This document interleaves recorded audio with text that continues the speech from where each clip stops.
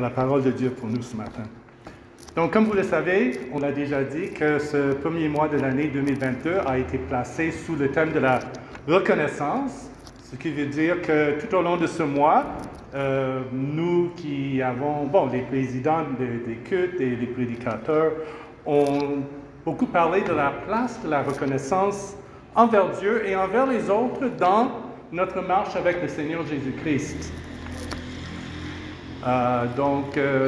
Pendant la semaine dernière, j'ai réécouté les différents messages qui sont publiés sur Facebook. C'est très utile. Je vous recommande vraiment vivement de prendre le temps d'écouter de nouveau les messages qui vous sont apportés. J'ai écouté les 3 messages qui ont été apportés jusqu'ici. Le pasteur a ouvert le mois en parlant de la nécessité d'exprimer notre reconnaissance en sachant nous organiser. Il a dit beaucoup de choses, mais il y a 2 choses dans son message qui m'ont marqué d'une façon particulière. Premièrement, il a dit que, et je cite, « La reconnaissance est un ciment social qui nous permet d'entretenir des relations harmonieuses avec les autres. » Et tant qu'à y être, je voudrais remercier le frère qui avait pensé à prévoir des bouteilles d'eau pour le pasteur, pour l'ancien Franklin, pour moi-même aussi. Je pense que c'était pour éviter les petits soucis de santé qui peuvent survenir à cause de la chaleur que nous vivons en ce moment. Donc, plus tard, le pasteur a dit que nos vies doivent être valorisées devant Dieu. Nous ne sommes pas appelés simplement à crier « Alléluia », à chanter « Alléluia » et puis nous laisser aller dans n'importe quelle direction. Pour valoriser nos vies devant le Seigneur, nous avons besoin d'une organisation. Il a ensuite cité Ruth dans l'Ancien Testament comme un exemple d'une personne qui savait s'organiser devant Dieu pour sa gloire. Donc, le dimanche suivant, c'était encore le pasteur qui a pris la parole. Il a enchaîné avec un message sur la reconnaissance envers Dieu qui est la porte de notre victoire. Entre autres choses, il nous a exhortés à aller devant Dieu, non seulement avec nos sujets de prière, mais aussi avec des actions de grâce. Exprimer notre reconnaissance. Et dimanche dernier, c'était l'ancien Eugène Songui qui prenait la parole, donc il nous a entretenus sur le devoir de mémoire. Et il a fait un rapport que je trouve très utile entre la Pâque juive et la Sainte Seine, qui est l'accomplissement de la Pâque juive. Et la Sainte Seine, c'est comme nous l'avons fait ce matin, c'est ce repas qu'on partage en mémoire de Jésus. Et notre ancien a posé la question suivante: comment être reconnaissant si on ne se souvient pas? Donc voilà un petit résumé des 3 premiers messages. Et ce qui est au cœur de tous ces messages, c'est que cela fait du bien à exprimer notre reconnaissance envers Dieu pour les actes positifs qu'il pose en notre faveur, pour les bienfaits dont il nous comble. Alors, le thème que je voudrais vous proposer ce matin, c'est la reconnaissance envers Dieu pour nos frères et nos sœurs, et plus précisément pour les signes, les preuves de l'action de la grâce de Dieu qui agit dans leur vie.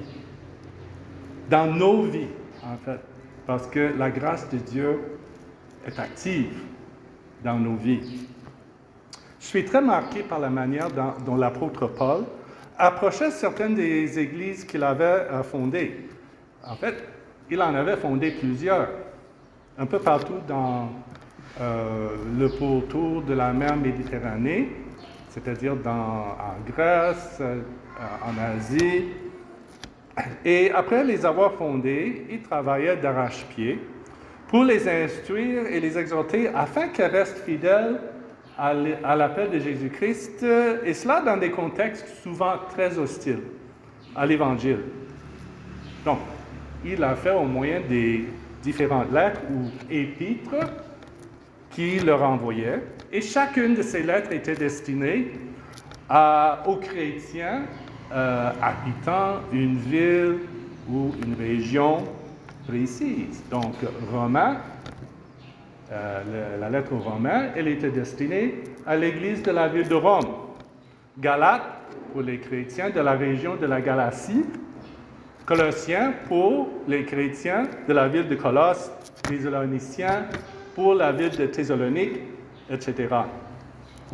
Et ce qui m'a vraiment marqué, qui me marque vraiment dans 3 de ces lettres, Éphésiens, Colossiens et 1er Thessaloniciens, c'est que Paul les commence en exprimant sa reconnaissance à Dieu pour les signes de sa grâce qui agissaient dans la vie de ses lecteurs. Et c'est ce que nous allons voir ce matin en lisant, tout d'abord en lisant l'introduction ou la salutation dans ces 3 lettres, et puis on va jeter un coup d'œil sur les premiers chapitres de la lettre aux Colossiens et de la première lettre aux Thessaloniciens. Bon, moi je voudrais prier avant qu'on continue, donc nous allons prier. Seigneur notre Dieu, me voici devant ton peuple qui a soif d'entendre ta voix. Donc je prie, mon Dieu, que tu touches mes lèvres et que tu permettes que je puisse leur présenter ta parole d'une manière digne.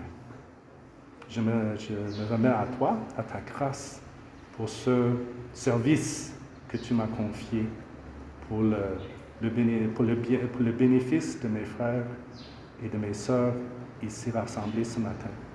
Au nom de Jésus, Amen. Amen. OK. Donc, nous allons lire les salutations par lesquelles Paul commence ces 3 lettres. Donc, si, dans un premier temps, on peut afficher Colossiens 1, 1 et 2. Et je vais lire ces courts extraits. D'accord. Colossiens 1, 1 à 2. Paul écrit, « De la part de Paul, apôtre de Jésus-Christ par la volonté de Dieu, et du frère Timothée, aux saints qui sont à Colosse, que la grâce et la paix vous soient données de la part de Dieu notre Père et du Seigneur Jésus-Christ. » Est-ce qu'on peut afficher Éphésiens 1, 1 et 2?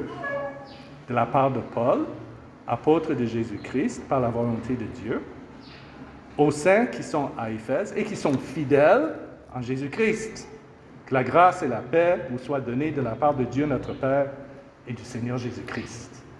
Et puis, si on pouvait afficher 1er Thessaloniciens 1, de la part de Paul, Sylvain et Timothée, à l'Église des Thessaloniciens qui est en Dieu le Père et dans le Seigneur Jésus-Christ. Que la grâce et la paix vous soient données de la part de Dieu notre Père et du Seigneur Jésus-Christ.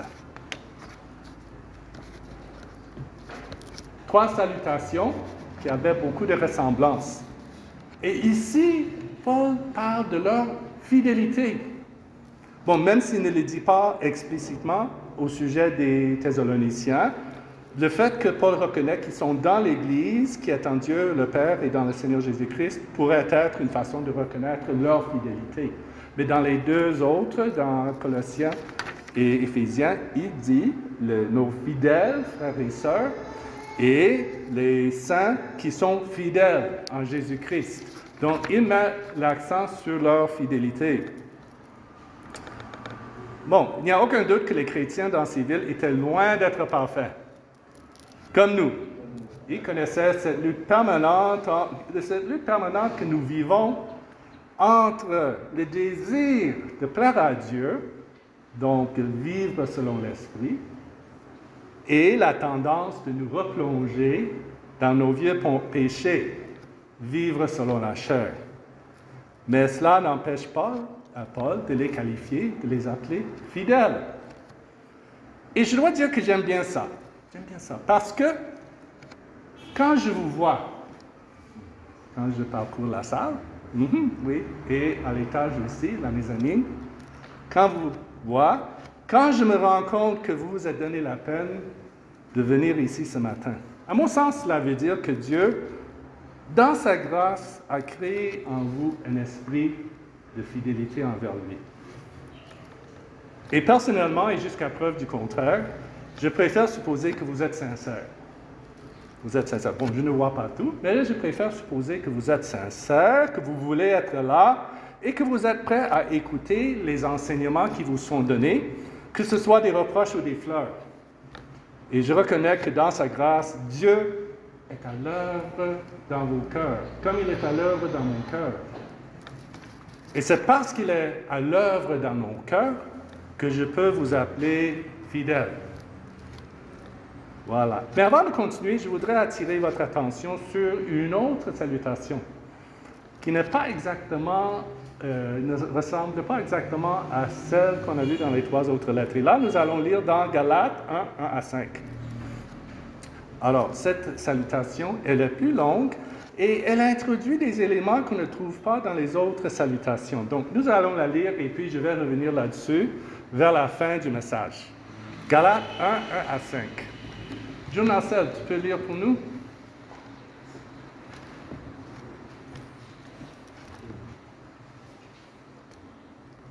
Galates 1, verset 1 à 5. À 5, oui. Paul, apôtre, non de la part des hommes, ni par un homme, mais par Jésus-Christ et Dieu le Père, qui l'a ressuscité des morts, et tous les frères qui sont avec moi, aux églises de la Galatie. Que la grâce et la paix vous soient données de la part de Dieu le Père et de notre Seigneur Jésus-Christ, qui s'est donné lui-même pour nos péchés, afin de nous arracher du présent siècle mauvais, selon la volonté de notre Dieu et Père, à qui soit la gloire au siècle des siècles. Amen. Amen. Merci. Donc, je vais vous laisser sur votre faim. On va revenir là-dessus dans quelques minutes. Mais pour le moment, nous allons continuer notre lecture dans les 3 autres lettres. Donc, si on peut afficher Colossiens 1, 3. Nous disons, c'est-à-dire Paul et Timothée, disons constamment toute notre reconnaissance à Dieu, le Père de notre Seigneur Jésus-Christ, lorsque nous prions pour vous. OK. 1 Thessaloniciens 1, 2, s'il vous plaît. Nous, bon, cette fois-ci, c'est Paul, Sylvain et Timothée, disons constamment à Dieu toute notre reconnaissance pour vous, tous en faisant mention de vous dans nos prières. Et ensuite, Éphésiens 1, 15 et 16. C'est pourquoi, moi aussi, après avoir entendu parler de votre foi dans le Seigneur Jésus et de votre amour pour tous les saints, je ne cesse de dire toute ma reconnaissance pour vous lorsque je fais mention de vous dans mes prières. Et regardez bien ces mots. Constamment, et je ne cesse de dire toute ma reconnaissance pour vous.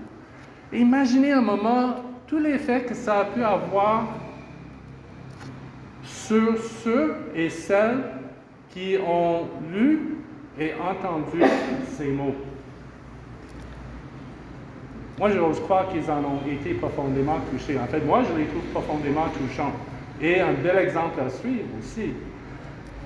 Ils ont dû se sentir valorisés par Paul et ses compagnons. En fait, c'est toujours beau quand on se sent valorisé par nos responsables, par nos pasteurs, nos anciens, nos pères, nos mères dans la foi.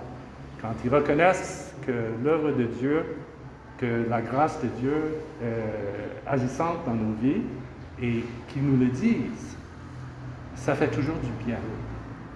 Et c'est un très bel exemple. On sait qu'il y a des problèmes, peut-être qu'il y a des choses dans nos vies, mais quand quelqu'un qui est comme notre père ou notre mère dans la foi nous dit qu'il voit bien que Dieu est à l'œuvre dans nos cœurs, ça c'est vraiment super. Donc j'ai dit que Paul était reconnaissant pour les signes de la grâce de Dieu qui agissaient dans la vie des chrétiens à qui il écrivait. Donc il a exprimé, ils ont exprimé leur reconnaissance.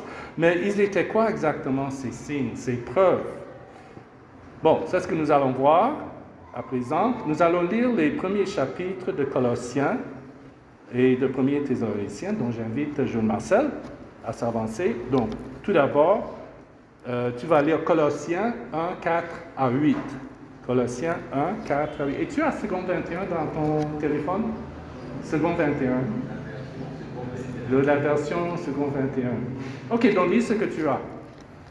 Colossiens 1, 4 à 8. Ok. Colossiens 1, verset 4 à 8. Ayant été informés de votre foi en Jésus-Christ et de votre charité pour tous les saints, à cause de l'espérance qui vous est réservée dans les cieux, et que la parole de la vérité, la parole de l'Évangile, vous a précédemment fait connaître, Il est au milieu de vous, et dans le monde entier, il porte des fruits, et il va grandissant comme c'est aussi le cas parmi vous. Depuis le jour où vous avez entendu et connu la grâce de Dieu, conformément à la vérité. D'après les instructions que vous avez reçues d'Épaphras, notre bien-aimé compagnon de service, qui est pour vous un fidèle ministre de Christ, et qui nous a appris de quelle charité l'Esprit vous anime. OK, tu peux t'asseoir, mais ne pars pas loin. Vas-y, assis-toi, ne pars pas loin. Merci, Jules Marcel. OK, donc, si on peut revenir au début, au verset 4. Donc, qu'est-ce que l'apôtre Paul, lui et Timothée, voient dans la vie des Colossiens, des chrétiens de la ville de Colosse? Ils voient leur foi en Jésus-Christ. Donc, retenez bien ces choses. Je ne vais pas développer. En fait, ce texte est très, très riche. Donc, je ne vais pas trop développer les idées, mais juste vous les présenter. Gardez-les bien présents dans votre esprit. Donc, ils voient leur foi en Jésus-Christ. Ils ont entendu parler de l'amour qu'ils ont pour tous les saints. L'amour qu'ils ont pour tous les saints. Il parle de l'espérance qui leur est réservée au ciel. Il a écrit, cette espérance, vous en avez déjà entendu parler par la parole, la vérité, l'Évangile. Donc c'est l'Évangile qui nous apporte cette espérance. Il dit que la parole de la vérité, l'Évangile, porte des fruits et progresse. Ça porte des fruits dans leur vie, ça progresse depuis le jour où ils ont entendu et connu la grâce de Dieu dans la vérité. Donc, vous voyez là la place importante qu'occupe la grâce de Dieu. Il parle de l'enseignement qu'ils avaient reçu d'Épaphras. Donc, l'enseignement est très, très utile. C'est comme ça que nous grandissons dans notre foi. Et il parle de l'amour dont l'Esprit les anime. Il nous a appris de quel amour l'Esprit vous anime. Voilà. Donc, retenez ces choses. Maintenant, nous allons lire 1 Thessaloniciens 1, 4 à 8.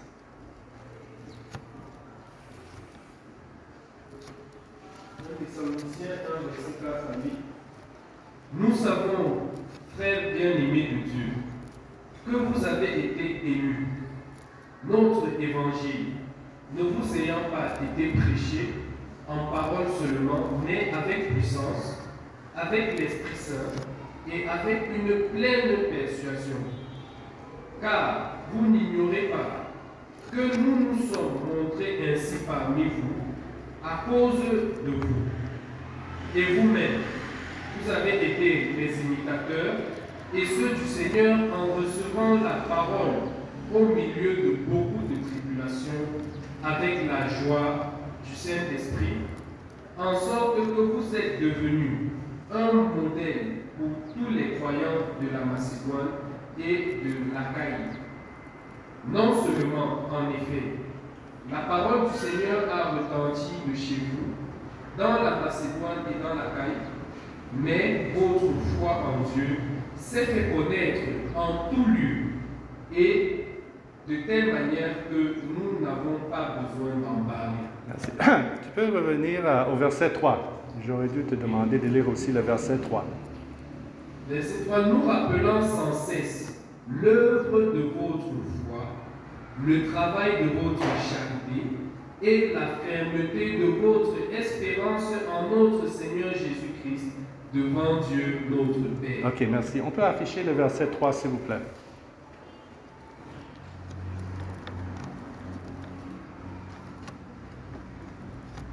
Voilà. Donc, comme il a fait avec les Colossiens, Paul parle de la foi, de l'amour et de l'espérance des Thessaloniciens. C'est comme trois choses essentielles dans la vie chrétienne. La foi, l'amour et l'espérance. Et ici, il est qualifié en parlant de l'œuvre de votre foi, le travail de votre amour et la fermeté de votre espérance en qui? En notre Seigneur Jésus-Christ. Et quand il dit « nous nous rappelons sans cesse », je pense quand il dit devant Dieu notre Père, c'est toujours dans la prière. Nous nous rappelons sans cesse devant Dieu notre Père. Donc, une fois de plus, quand ils prient à Dieu, ils pensent à toutes ces grâces que Dieu est en train d'accomplir ou de faire dans leur vie. Donc, qu'est-ce que Paul ajoute? On avance, on va au verset 4. Donc, il dit qu'ils savent, c'est-à-dire Paul, Timothée et Sylvain, ils savent que Dieu a choisi les Thessaloniciens parce que l'Évangile leur a été prêché en parole, avec puissance, avec l'Esprit Saint et avec une pleine conviction. Donc, ils ont été choisis. Ils sont devenus leurs imitateurs, c'est-à-dire les imitateurs de Paul, de Timothée et de Sylvain. Donc, c'était des exemples à suivre. Et ceux du Seigneur en accueillant la parole au milieu de grandes difficultés. Comme j'ai dit tout à l'heure, ils évoluaient dans des contextes souvent très hostiles à l'Évangile. Donc, ils ont accueilli cette parole avec la joie du Saint-Esprit. Ils sont devenus un modèle pour tous les croyants de la Macédoine et de l'Achaïe. Leur foi en Dieu se fait connaître partout. Et enfin, ils se sont tournés vers Dieu en abandonnant les idoles pour servir le Dieu vivant et vrai. Donc voilà ce qu'il a dit à propos des Thessaloniciens, de la grâce de Dieu à l'œuvre dans leur vie. Donc le fait d'être témoin de l'action de la grâce de Dieu dans la vie des Colossiens, par exemple, amène Paul et Timothée à prier pour eux. En fait, ils ont prié pour les Colossiens, les Thessaloniciens, les Éphésiens. Mais on va s'attarder sur les Colossiens parce que le temps avance. Donc nous allons revenir à Colossiens 1, 9 à 14. Cette fois-ci, c'est moi qui vais lire, Marcel. Merci. Je pense que ça va. Merci beaucoup. Ton service est fini. Et je veux remercier, exprimer toute ma reconnaissance à Jules Marcel pour son cœur de service. Merci. Colossiens 1, 9 à 14. Maintenant, c'est leur prière. Voilà pourquoi nous aussi, depuis le jour où nous en avons été informés, nous ne cessons de prier Dieu pour vous. Nous demandons que vous soyez remplis de la connaissance de sa volonté, en toute sagesse et intelligence spirituelle, pour marcher d'une manière digne du Seigneur et lui plaire entièrement.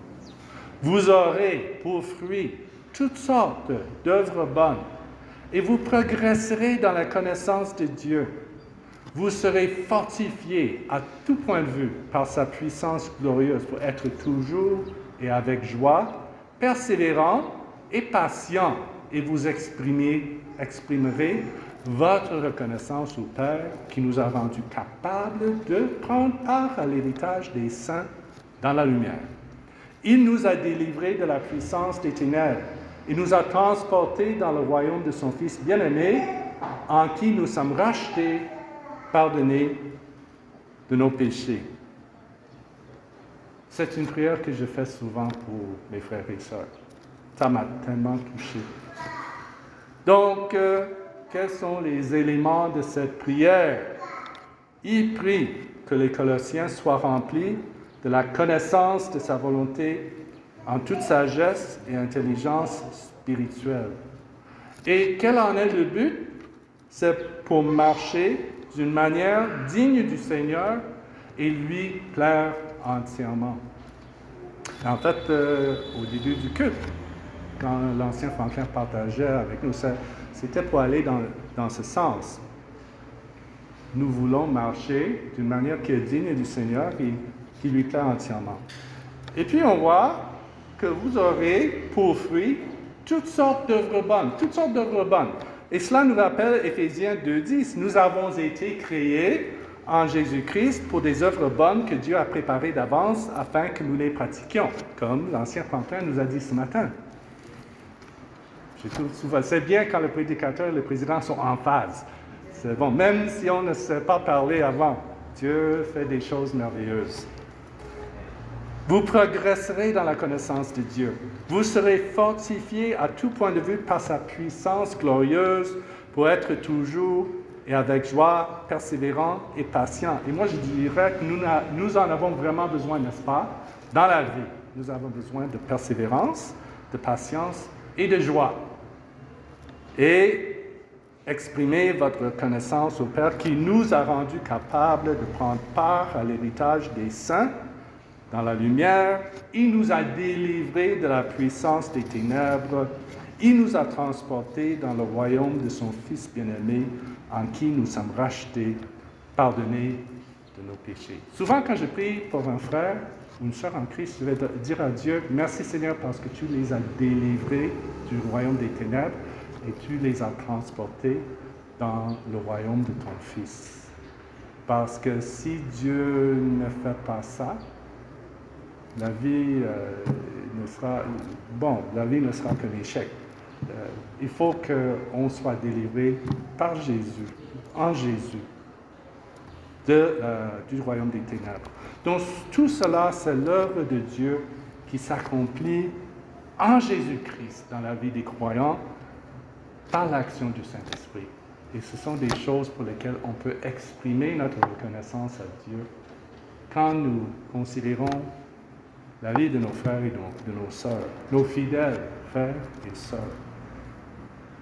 Alors nous avons vu comment Paul et ses compagnons ont dit toute leur reconnaissance à Dieu pour les choses qui montraient que la grâce de Dieu était active dans la vie de ceux qui écoutaient et qui lisaient leurs lettres. Et pour moi, comme j'ai dit, c'est un excellent exemple pour eux. C'est très facile de se focaliser sur ce qui ne va pas dans la vie des autres. Bon, parfois c'est nécessaire, mais sinon on a trop tendance à chercher la petite bête dans la vie des gens. Donc je vais nous encourager à faire un effort pour voir ce qui va bien dans la vie de nos frères et sœurs, à remercier Dieu pour cette grâce et à les encourager en leur disant quelles sont les bonnes choses que nous voyons.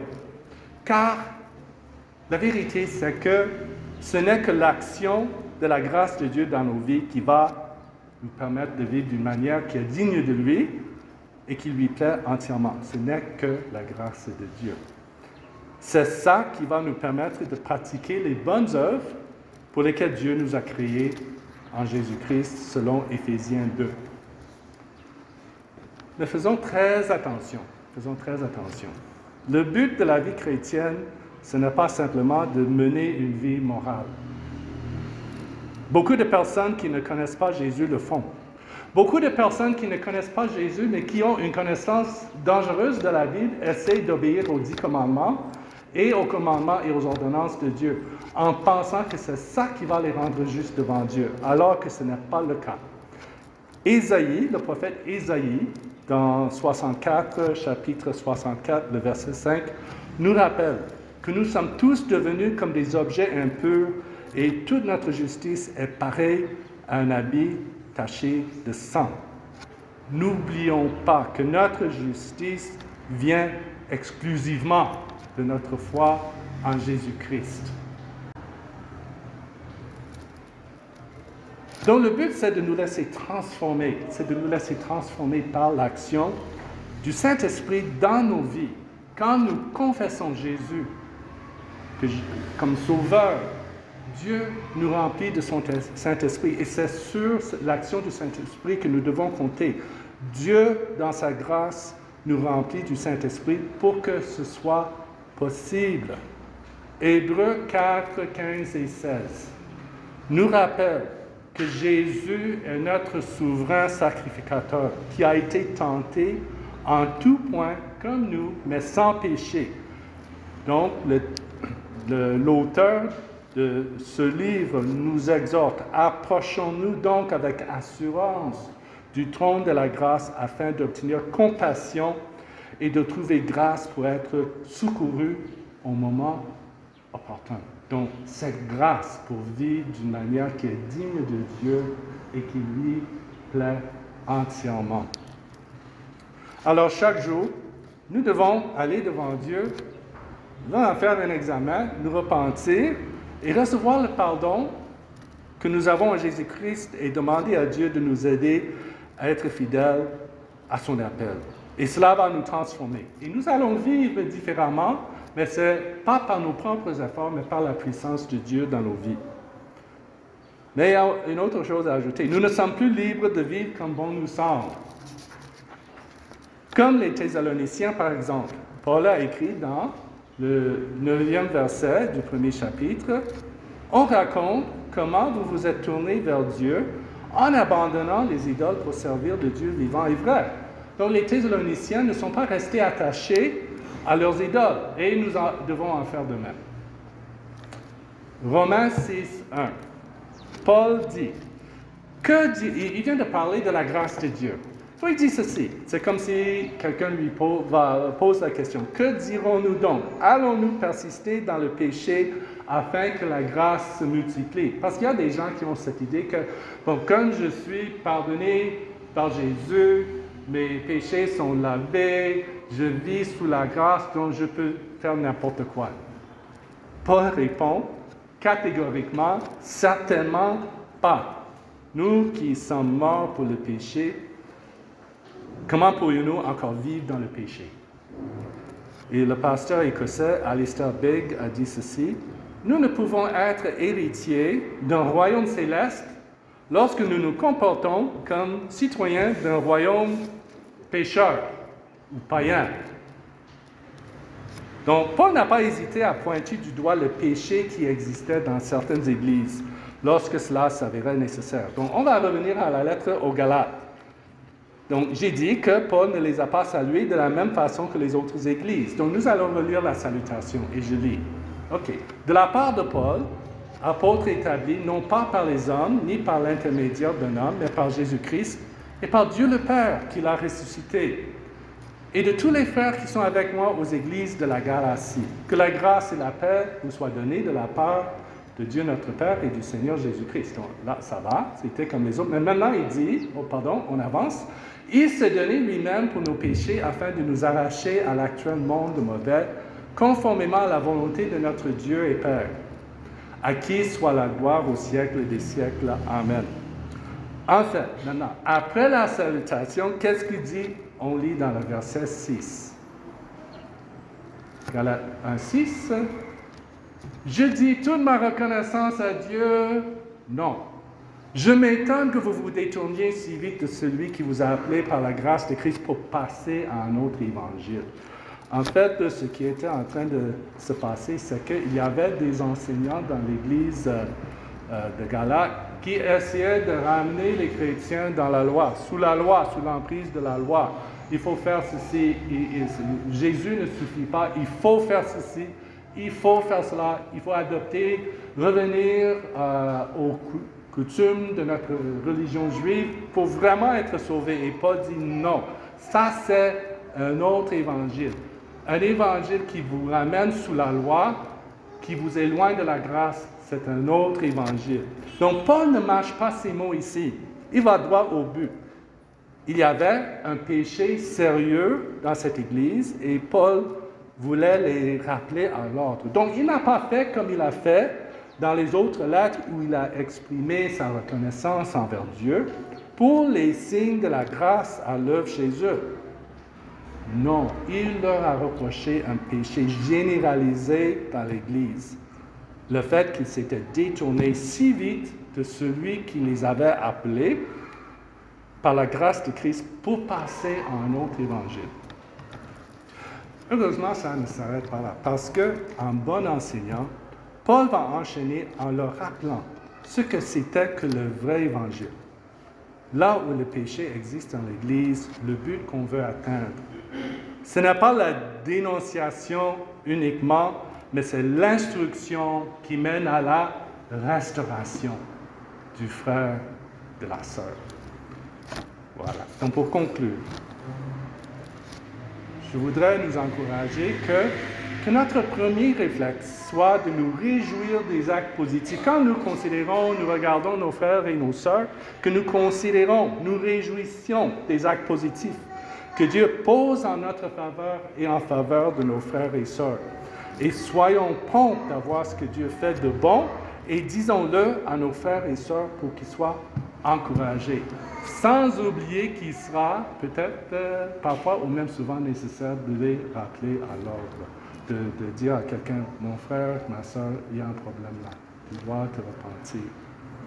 mais que tout cela nous pousse à prier pour nos frères et sœurs, afin que Christ puisse se manifester dans leur vie et être glorifié dans leur vie. Parce que le but de notre vie, ce n'est pas notre destin, ce n'est pas la réussite, mais c'est la gloire de Dieu à Jésus-Christ. Nous allons prier.